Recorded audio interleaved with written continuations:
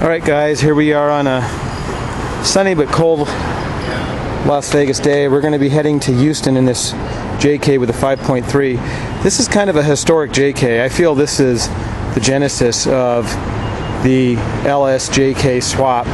Most of you probably haven't seen it, but this JK 5 years ago is where it all started, at least for us. And I think it's probably the beginning of the fully functional LS JK swap. We're going to Houston, just over 1,300 miles. We're going to duplicate a trip that we've done before on video. I'm going to try to show you the good, the bad, and the ugly. And we can start with fuel spillage.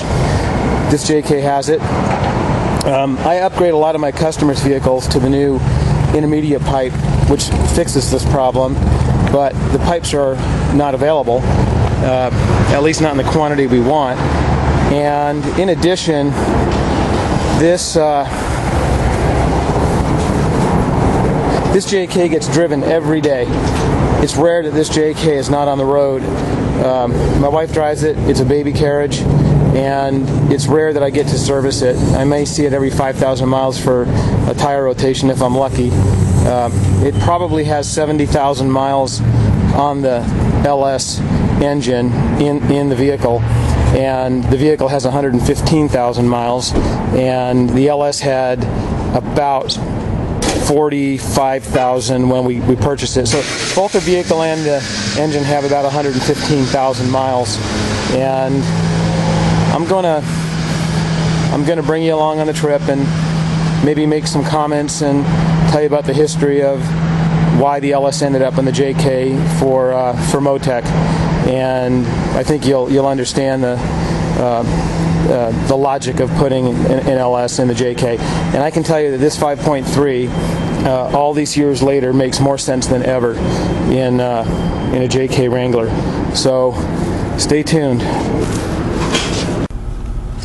All right, we're leaving Las Vegas. You can see we got our tripometer set at 0. We got our dash deck installed. Our trip is going to last about 22 hours, 1,300 and something miles. So it's going to give Mo and I a workout. We got the back of the Jeep just loaded with stuff, so that's why we have everything cluttered around up here. We'll probably end up spending the night in the Jeep. So we're going to get on the freeway and start heading east and then southeast, and we'll be in Houston hopefully Sunday, and I'll make videos on the way.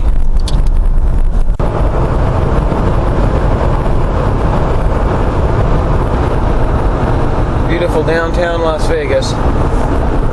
One of the first things I want to say is just how smooth this Jeep is.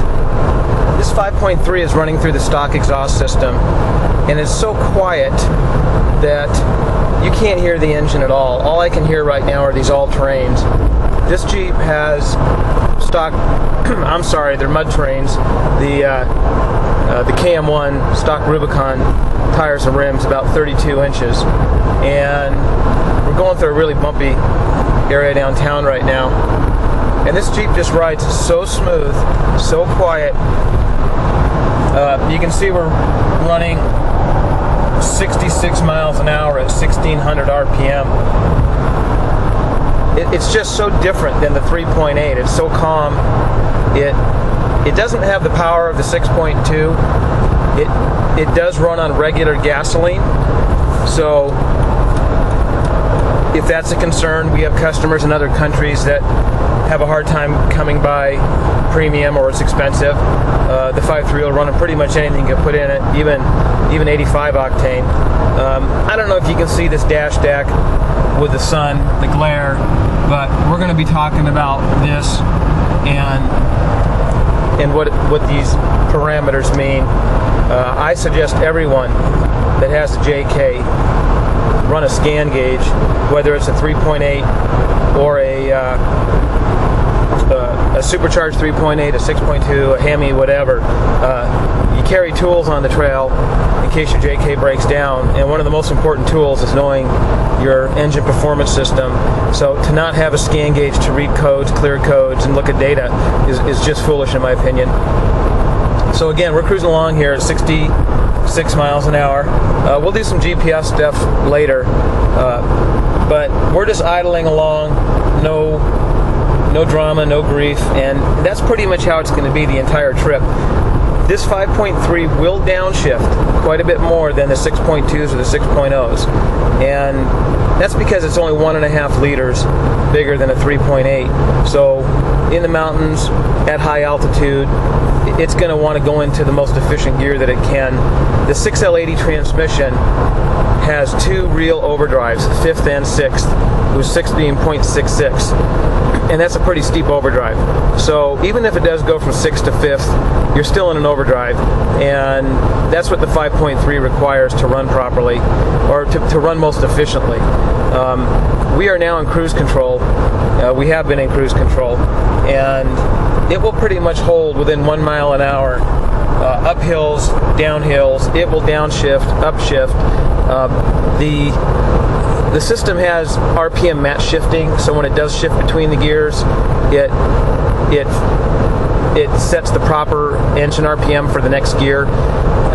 As well as the 6L80 is geared pretty tight. So when you go from 5th to 6th or 5th to 4th, there is no drama like the 3.8 where it'll downshift and jump up 2,000 RPM. It might change a couple of hundred RPM, and there's just no drama associated with it. So it really makes the vehicle drive completely different. Driving this right now feels like the engine is electric. There's no sound from the engine. I can feel the push as we go up these little grades, but all I can hear is tire and wind noise. And this JK does have the stock rear exhaust, and once we get out of Vegas here and we head towards Lake Mead and Hoover Dam, I'll go over basically the fundamentals of this JK. Thanks.